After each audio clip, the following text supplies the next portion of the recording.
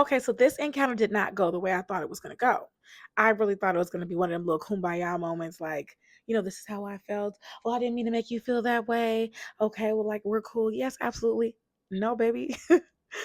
10 toes down. Like she was like, I don't want to talk to you. I don't want you to touch me. Like we don't need to interact with each other.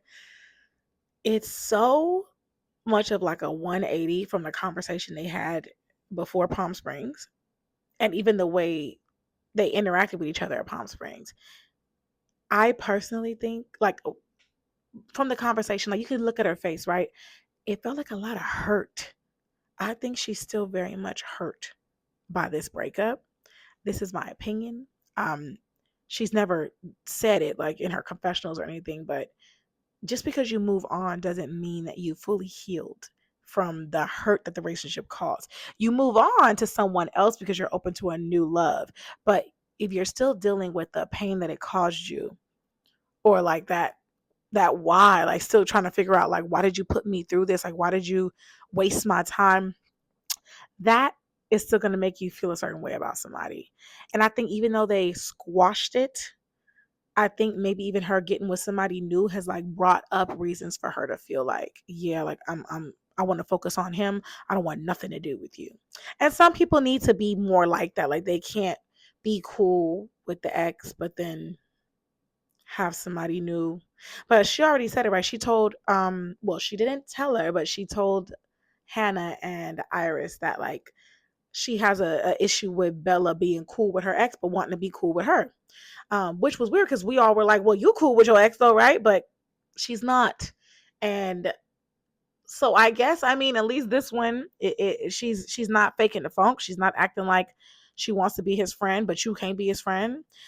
It's just this conversation that they had, it didn't come off making Amaya look like mature or like, it came off looking hurt, a little angry, and like she still has animosity towards him. Look at the face B is when like he's so baffled right now because he's like, we was just good. I know he keeps using the cultural thing, like, he's just trying to justify that, like, it wasn't like that. This is how we greet each other all the time. Like, this is just what it is. But you're making it something else. That's why he's using the cultural thing and like weighing on that. She don't care. She's like, yeah, okay, and this whole thing with them has been interesting.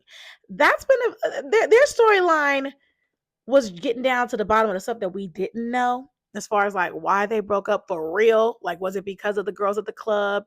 Or was it something else? And we found that out. Bryan had his moments. I truly believe that Bryan is having a little bit of a comeback because everybody was on him about like their split.